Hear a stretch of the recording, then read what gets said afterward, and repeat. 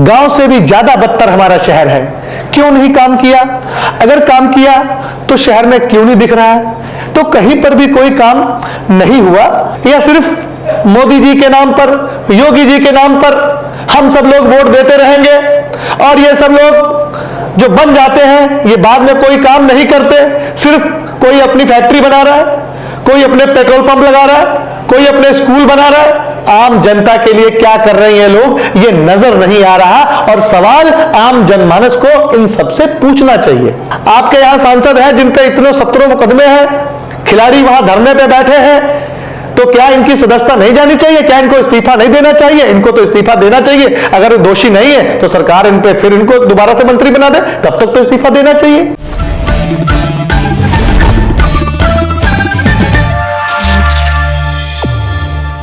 नमस्कार, आदाब, मैं हूं प्रांशु।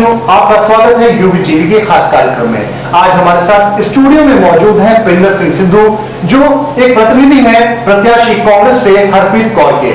आइए इनसे बात करते हैं। पिंदर जी, स्वागत है आपका। आज हमारा जो कार्यक्रम है वो इस पर है कि जो चुनाव लड़ा गया उसका क्या अनुभव रहा, जब आप विभिन्न क्षेत्रों में गए तो लोगों से कैसा रिस्पॉन्स मिला, और आपको क्या लगा एक नागरिक के तौर पर, एक प्रतिनिधि के तौर पर, कि जिन जिन नगर पालिका में आपने भ्रमण किया, क्या वहां पर लोगों को वो सब मिला जिसके वो हकदार हैं? बहुत बहुत धन्यवाद आपके चैनल का। और हम कहना चाहते हैं आपके चैनल के माध्यम से और बताना चाहते हैं, एक बार नहीं, 2 बार नहीं, 4-4 बार के चेयरमैन सीतापुर में रहे हों और सड़कों का, नालियों का, मोहल्लों का ऐसा हाल हो, गांव से भी ज्यादा बदतर हमारा शहर है। क्यों नहीं काम किया? अगर काम किया तो शहर में क्यों नहीं दिख रहा है? तो कहीं पर भी कोई काम नहीं हुआ। एक बार कांग्रेस पार्टी से चेयरमैन बने थे, उन्होंने जो डिवाइडर बनाया है वो पूरे शहर को दिखता है और लोग तारीफ करते हैं कि भाई कांग्रेस पार्टी से नगर पालिका एक बार अध्यक्ष हुए थे आशीष मिश्रा जी शायद, तो उन्होंने जो काम किया वो दिखता है। जो काम पुराने रहे 3 बार के नगर पालिका चेयरमैन और विधायक भी रहे, उन्होंने कोई काम नहीं किया। ये 3 चौराहे जरूर बनाए थे जिसमें कुछ दिन लाइटें जली और पानी निकला, जिसमें लाखों लाख रुपए सीतापुर की जनता के खर्च हो गए, लेकिन वो महीना 2 महीना ही चला, उसके बाद कुछ नहीं। हमें तो कहीं विकास नहीं दिखा, ना कहीं कोई काम दिखा। अगर कोई काम है तो आप उनसे पूछिएगा तो वो बताएं कि क्या किया उन्होंने।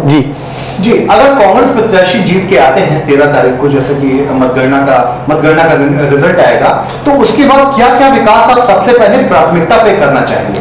हमने पहले ही कहा है और लोगों से हमने बताया है, अपने लोगों को, शहर के हमारे नागरिकों को, कि हम सबसे पहले जो काम करेंगे, अगर आपने हमें इस लायक बनाया, वोट तो हो गई है, अब खाली खुलनी बाकी है। अगर नतीजे हमारे पक्ष में आए तो सबसे पहले जो दाखिल खारिज वाला काम है, दाखिल खारिज शहर में सबसे बड़ा मुद्दा है कि दाखिल खारिज लोगों की 2-2, 3-3 साल नहीं हुई और हजारों फाइलें वहां पड़ी हुई हैं। दलाली के माध्यम से लाखों लाख रुपए लोगों से वसूले गए, जहां तक हमें ज्ञात है। तो दाखिल खारिज हम 2 से 3 महीने में करवा के आपके घर भिजवाएंगे, ये हमारा कहना है। और साफ सफाई पर विशेष ध्यान दिया जाएगा, गलियां साफ रहेंगी, आपकी नालियां साफ रहेंगी, आपके घर से कूड़ा उठेगा, पार्कों में सौंदर्यीकरण होगा, और बहुत भी विशेष काम जो भी नगर पालिका से होते हैं, दलाली खत्म की जाएगी। जो भी काम नगर पालिका के अंतर्गत होते हैं वो सारे काम कराए जाएंगे। पिंदर सिंह सिद्धू की छवि एक जुझारू किसान नेता के तौर पर उभर कर सामने आई है। इसके बाद जो सहारा का बकाया भुगतान था उसमें जैसे आप लड़े, तो लोगों के मन में एक ऐसी छवि बन गई है कि पिंदर सिंह सिद्धू हमारे लिए लड़ जाएंगे किसी भी मुद्दे को लेकर। मौजूदा सरकार की नीतियों को लेकर आपका क्या कहना है, और इस चुनाव में आपको क्या क्या दिक्कतों का सामना करना पड़ा?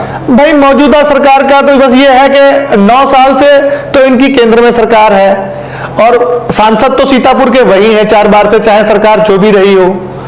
तो सांसद जी बताए, या सवाल उनसे लोग पूछें जब इस बार वो चुनाव में आए, कि क्या किया है पिछले 20 सालों में।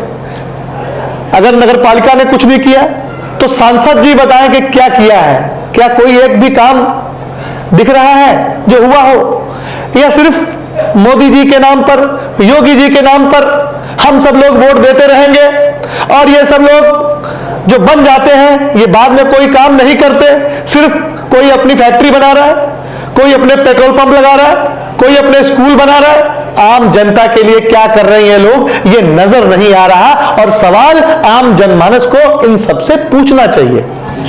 पूरे चुनाव में आपका एक इंपॉर्टेंट रोल रहा, पूरे चुनाव पर आपकी नजर रही, एक आपका इंडल्ज रहा पूरे चुनाव में। अब क्या कहेंगे, आपकी जो चुनाव हुआ है वो निष्पक्ष है, क्या मतगणना भी निष्पक्ष होगी? नहीं, चुनाव तो खैर हम यहाँ के शासन प्रशासन का धन्यवाद करते हैं कि कहीं पर भी कोई किसी प्रकार की गड़बड़ी नहीं होने दी और हमें उम्मीद है कि हमारे जिले के जिम्मेदार अधिकारी इस पर विशेष नजर बनाए रखे हैं और वो निष्पक्षता से ही चुनाव कराए हैं और निष्पक्षता से गिनती भी होगी। एक मेरा प्रश्न है आपसे, विशेष तौर से उत्तर प्रदेश के लिए ये बात कही जाती है कि जो यहाँ चुनाव होता है, कोई भी चुनाव हो, वो उसकी शुरुआत होती है विकास के मुद्दों को लेकर, लेकिन धीरे धीरे जैसे वो क्रमिक तौर पे आगे बढ़ता है, वो चुनाव जो मुद्दे होते हैं वो विकास से बढ़कर आगे धर्म और जाति में तब्दील हो जाते हैं। आपके हिसाब से इसकी आपकी क्या राय है? बिल्कुल आप ठीक बात कर रहे हैं और कतई ऐसा नहीं होना चाहिए। कोई भी चुनाव हो वो मुद्दों पे लड़ा जाना चाहिए। वो प्रत्याशी चुनाव लड़ने से पहले बताए कि उसने क्या काम किया है विधानसभा के लिए, अगर लोकसभा लड़ता है तो क्या काम किया है उसने लोकसभा के लिए, अगर वो चेयरमैन ही लड़ा है, नगर पालिका अध्यक्ष बनना चाहता है तो क्या उसने कोई 2-4 काम शहर के लिए किए हैं, या सिर्फ जाति पर, धर्म पर, भगवान के नाम पे हमें वोट चाहिए। और कब तक हम भगवान के नाम पर ऐसे लोगों को वोट देकर जनप्रतिनिधि बनाते रहेंगे, वो कभी कोई काम नहीं करेंगे जो जाति के नाम से जीत जाएंगे या धर्म के नाम से। कभी भी जाति धर्म से उठकर जो हमें चुनाव का मौका मिलता है 5 साल बाद अपना नेता चुनने का, अपना सेवक चुनने का, तो हमें जाति धर्म से उठ के ये काम करना चाहिए। अगर ऐसा ही सब होता रहा तो हम अपनी बात कर रहे हैं कि भाई हम लोग अगर जाति धर्म पे तो हम लोग नहीं लड़े, हमारी तो कोई गिनती यहां पर ज्यादा नहीं है सिख कौम के लोगों की। हमने तो अपनी मेहनत पे दम पे चुनाव लड़ा है, हर मुद्दे पे हम लोग सड़क पे उतरे हैं। हमारा जो भी मुद्दा रहा, हमने रिक्शे वालों के लिए काम किया, हमने आप बता ही चुके सहारा पीड़ितों के लिए काम किया, हमने रेडी पटरी वाले दुकानदार भाइयों के लिए काम किया। जब जीएसटी का मुद्दा ये भारतीय जनता पार्टी के लोग लेके आए थे बीच में, जब चुनाव चला रहा नवंबर के महीने में, तो ऐसे रेड पड़ रही थी कि जैसे लोग ये व्यापारी नहीं, ये लोग गुनहगार हो, ऐसे वहां छापे पड़ रहे थे। तब भी हम लोगों ने आवाज उठाई थी अगर ये छापे बंद नहीं हुए और व्यापारी भाइयों से सही तरीके से बात नहीं की तो हम लोग बड़ा आंदोलन करेंगे। तो हमने कोशिश की है मुद्दों के साथ लड़ाई लड़ने की, और हमारी पार्टी इतनी पुरानी पार्टी जिसने कभी किसी धर्म की बात नहीं की, सबको एक साथ लेकर चलने की बात की। सदस्यता हमारे राहुल गांधी जी अध्यक्ष उनकी चली गई, आप देखिए उन सरकार ने कहा था माफी मांगो, जब उन्होंने गलती नहीं की तो माफी किस बात की, भाई उन्होंने किसी का नाम तो नहीं लिया था। अब आप देखिए आपके यहां सांसद हैं जिन पे इतने 17 मुकदमे हैं, खिलाड़ी वहां धरने पे बैठे हैं, तो क्या इनकी सदस्यता नहीं जानी चाहिए? क्या इनको इस्तीफा नहीं देना चाहिए? इनको तो इस्तीफा देना चाहिए। अगर दोषी नहीं है तो सरकार इन पे फिर इनको दोबारा से मंत्री बना दे, तब तक तो इस्तीफा देना चाहिए। जी, देश की सबसे पुरानी पार्टी के सिंबल पे आपने चुनाव लड़ा, पार्टी से क्या सहयोग मिला? पार्टी ने हम पर भरोसा किया।